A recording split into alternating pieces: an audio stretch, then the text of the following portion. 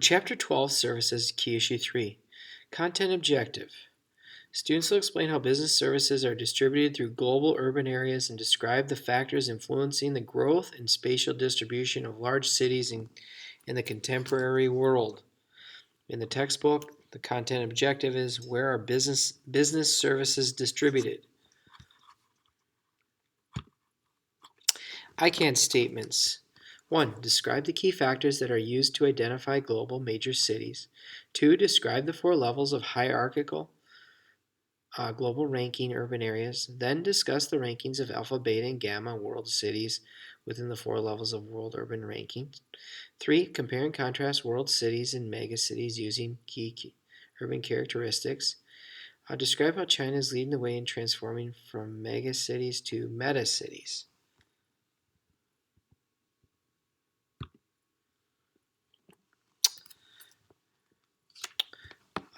Hierarchy of business services. When we talk about global cities, they're also called as world cities. Global cities are subdivided into many consumer or business services. We look at all settlements provide consumer services, but not every settlement has business services. Urban settlements tend to specialize in one or a few special business services. Geographers distinguish 4 levels of urban settlements and the importance to business services. We look at ranking global cities. They look at the following factors: economic factors, the number of headquarters for multinational corporations, financial institutions, and law firms that influence the global economy. 2, political factors. So those are hosting headquarters for international organizations and capitals of countries that play a leading role in international events. Cultural factors, presence of renowned cultural institutions, influenced media outlets, sports facilities, and educational institutions. Next, when ranking global cities, they look at infrastructure factors, major international airports, healthcare facilities, advanced communication systems. Technology was expected to reduce the need for clustering of services in large cities, but it has not. We also look at communication, and communication is looking at the telegraph and telephone in the 19th century, 20th century. Now we're looking at immediate communication between coworkers, clients, and customers around the world. So advanced telecommunications. Transportation, we're looking at really industries become decentralized. So industry is no longer in the central city, but now transportation is for service jobs, which requires more motor vehicles, airplanes, and other faster and more efficient delivery methods. All right, take a moment to reflect on those criteria used to rank global cities. We look at hierarchy of global cities. Global cities, or also known as world cities, are at the top of the urban settlement hierarchy. Global cities are the most closely integrated in the global economy. And really, they're centers of where we see flow of information in the global economy, and also we see the flow of capital. Capital would be technological advancements. And then the location we always see in global cities are large corporate headquarters, or when we talk about large, they're usually they buy and sell stock exchanges located in global cities. Executives of manufacturing firms meeting far from the factories make key decisions concerning what to make and how much to produce and what price to charge. So again, we see most of the decision making and flowing through these headquarters of these global cities. And then we also see, what did I put in here? There should also be specialization that is seen also, like coordinary jobs, like professional service jobs that cluster in major corporations and financial institutions, advertising agencies, marketing firms that help with concern with advanced specialized style and fashion. And then they are further subdivided into smaller cities according to alpha, beta, and gamma rankings.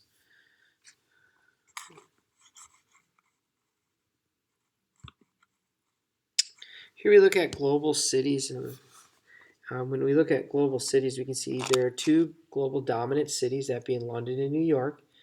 So London and New York, they're going to be very specialized within business services.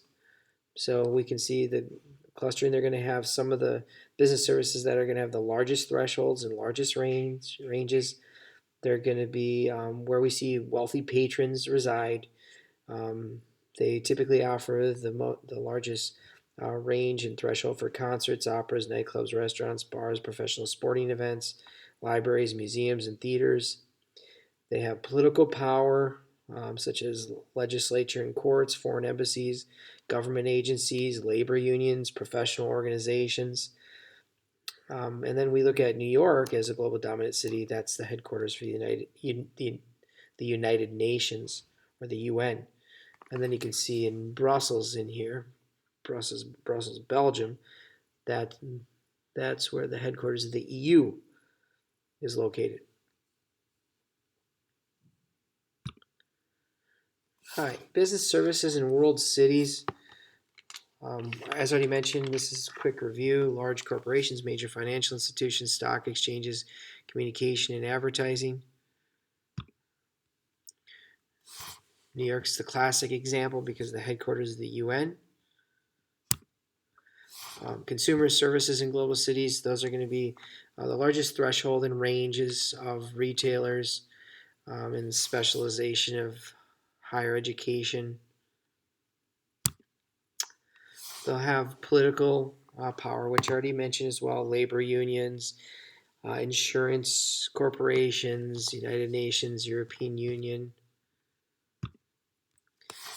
When we look at the four levels of global cities, we can see that the Alpha Plus Plus, there's only two. Tokyo has recently fallen off in the 21st century, and they have all the following, as I already mentioned.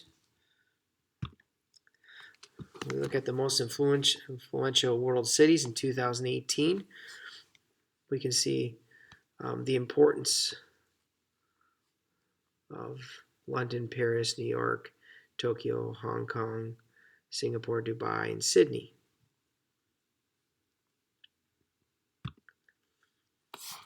And then we look at the 10 most world cities that influence the global economy and globalization.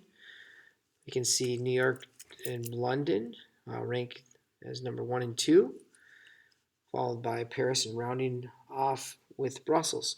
But when we look at other cities like Chicago would, in the US, would be a city that would be an alpha city. They wouldn't be as specialized in the business services or consumer services or public services, but a major hub and a situational factor for many services. All right, so when we look at alpha, we can see that rankings in alpha would be they have large business sectors, they have advanced transportation networks, they have localized banks for loans and advancement of capital, but they don't have the global influence as larger cities and the range of specialized business or consumer services like Alpha Plus Plus. Then we can take a look at hierarchy of business services. So when we look at the Alpha, as already mentioned, Chicago and Los Angeles and San Francisco. Then you look at Alpha Minus, and then you look at Beta, which is like Minneapolis and St. Louis and Atlanta. Those are more hub cities. And then you have Gamma, which is the lowest of the world ranking. Again, when you move down, you just decrease the number of the specialization of consumer services and business services. For instance, we look at Minneapolis. Why is it a beta city? Well, it's a pull center for most of the Midwest, so there's a net income. Why do they come? Because advancements in healthcare industries. We produce a lot of cardiovascular equipment and services in Minneapolis. And also, it's the hub for many transnational corporations like Best Buy, Cargill, Pillsbury, Hormel, etc.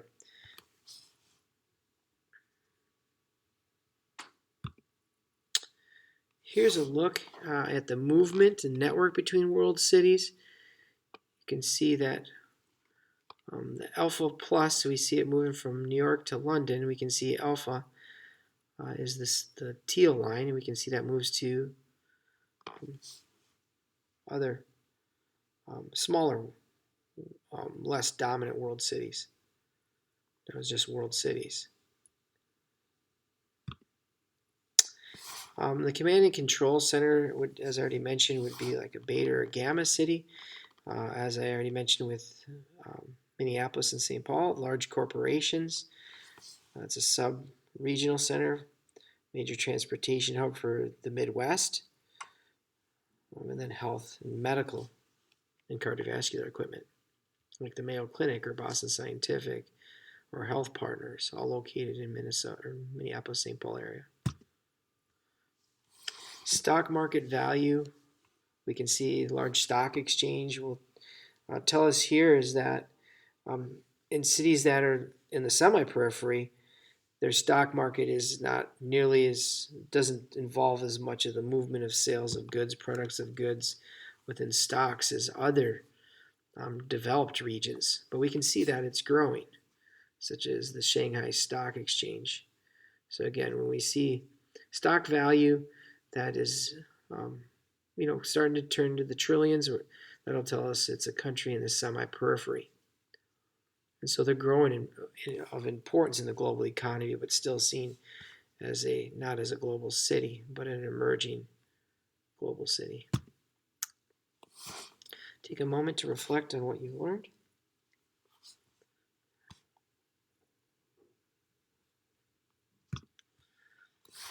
All right, we see regional specialization of basic services. We look at regional specialization within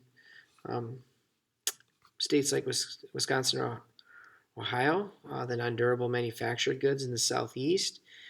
We talk Madison is going to be it's going to be a coolness draw for the United States, and then also we see high tech or advanced secondary sector jobs. So we look at the tech triangle in Chapel or in North Carolina with Raleigh, Durham, and Chapel Hill.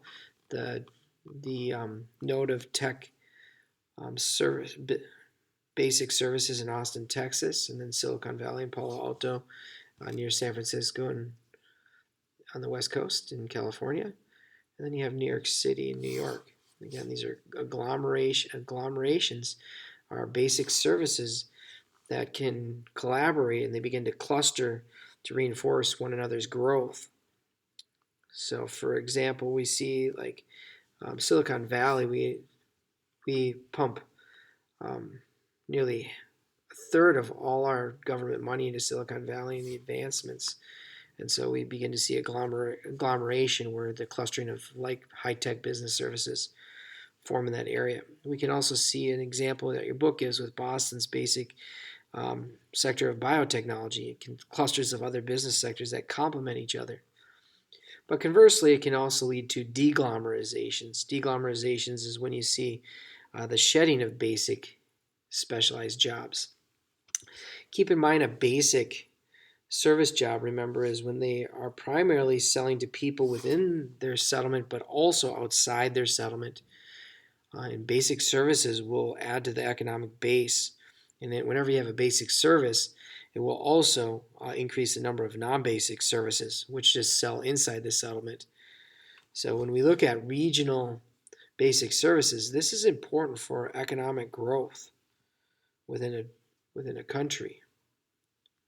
And we can see, again, agglomerations of medical care in Detroit, Minneapolis, St. Paul, and Cleveland. Here's a look at the distribution of hierarchy of our cities in the U.S. and the importance of, again, going back to how they rank, the importance of services, economic factors, political factors, cultural factors, infrastructure, communication, and transportation. That'll take us to the end. Actually, we'll continue. The next content objective, explain how business services are distributed in global urban areas and describe factors influencing growth and spatial distribution of large cities in the contemporary world. Your I can statements. Continue with Issue 3. Explain two types of business services in developing countries. 2. Describe the distribution and contrasting characteristics of backdoor offices and financial offshoring business services. And 3. Explain the concept of economic base. 4. Describe how non-basic services comprise majority of workers. All right, let's take a look at business services found in less developed regions. Remember, business services found in less developed countries are growing. Tertiary jobs accounts for about 50% of all developing countries' labor force. We look at really two primary business services found in less developed countries, and the two reasons for them is because there are weak regulations and there's low wage workers. The first business service we find is offshore financial services. Offshore financial services are usually islands and microstates. They don't have to be, but the two primary factors for why business services are located in these regions is because of tax breaks that again is tax-free status. In the United States, there's estimation that over $70 million in tax revenue is lost each year by companies who operate and conceal their money in these offshore financial centers. Sometimes we'll see corporations with malpractice, or it can be a doctor with malpractice, or a lawyer, or a developer, or wealthy individuals that will hide their money, like from divorce. And again, the courts can't access this information because of the privacy laws that are found within these offshore centers. And again, that privacy is the secrecy that they don't have to reveal information. So it provides a safe haven for tax dodging and other legal schemes, financial schemes. Here's a look at offshore financial centers. Again, in microstates or small islands, mostly. But we do see some areas that are not islands. Those would be independent countries like Liechtenstein, right here, and also Switzerland. Where's Switzerland? Switzerland's right in here. Vienna. Nope, I don't see it, but Switzerland's right in there. And then we also see it in like Belize down here, and we see it in Latin America in Uruguay. And then in Asia, we see it in Bahrain, and then Brunei. This will be all areas where we see financial offshore service centers. All right, the second type of business service found in developing countries are back offices, or BPO, business processing outsourcing centers. They do simple things. They file insurance claims, processing, payroll management, transcript work, basic clerical activities. They perform it at a low cost, so site factors are what draws services from developing regions. Because historically, back office staff was in the same office building downtown, but the rapid and it would offer a rapid turnaround, so you were able to get the clerical work done to the higher levels of a building. But rising rent in downtowns led to back offices being outsourced, and then also with improved transcommunication, it eliminated entirely the need for that spatial proximity within business service centers. So much of the reason why it's found in developing countries is low cost and of the clerical activities, but also these low cost clerical activities. Yeah, it's a low wage in terms of a few $1,000s a year, but approximately 1/10 of the wage paid for workers performing similar jobs in developed countries. But the difference is that most of these workers see this work as a high status work. And so they're better educated, so they pull a better labor force, more educated workforce, and they also bring more motivation. And two factors that will determine a location will be a large labor force and also fluent in English. Some areas, for instance, we talk about India, for instance. India has, because of colonial legacy, India has the fastest growing population in the world, and they are fluent in English. So India would be a great area for BPOs. We can also look at other areas that have been affected by colonization where they speak English, like Philippines and Malaysia. And Indonesia, Philippines, and Malaysia would have a comparative advantage over like China because China was never colonized. They don't speak as much English, or they don't have a population that grew up with learning English because of colonial impact. And then also like when we look at Southeast Asia, like countries like Indonesia and Thailand that don't have any legacy of European or U.S. colonization. Here's a look at a BPO. Hi, I did mention this in the previous set of notes, but we look at basic services. They're very important. They export outside the settlement. Non-basic services are important because they provide the essential services of the basic service workers. So we like take, for instance, here in Minneapolis, St. Paul, we can put in 3M. 3M is a basic service. It exports outside the primary settlement. But it also brings in many other non-basic service sectors such as hospitals, restaurants, grocery stores, gas stations. And that's called the multiplier effect. Both of these combined non-basic and basic services form an economic base. When we look at the economic base in the United States, it was an industrial economic base up until about the 1950s, but then we saw in the 1950s we began to see deindustrialization happening, and then we began to see in the 70s with steel beginning to move, and we began to see other low-skilled secondary jobs going to the newly industrialized regions. That would now change our society to more of a tertiary economic base, which specializes in business, consumer, and public services. And then we also saw regional business services like mutual funds or data processing or biotechnology in Boston. Here's a look at our economic bases. I did mention Minnesota already as an economic base, but you can take a look at some others with economic bases. One of the ones that we probably want to point out and know is, again, the Silicon Valley, where we invest over a third to a half of our generated revenue back into Silicon Valley for these specialized services, business professional services, coordinary services. And then also I mentioned Austin should be right in here. Austin, where are you?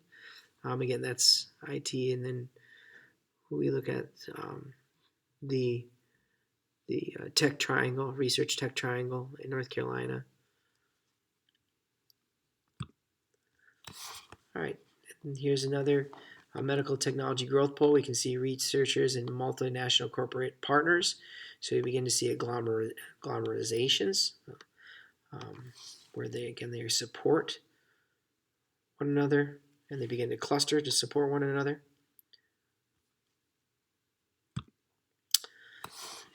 Here's a look at trade areas of the U.S.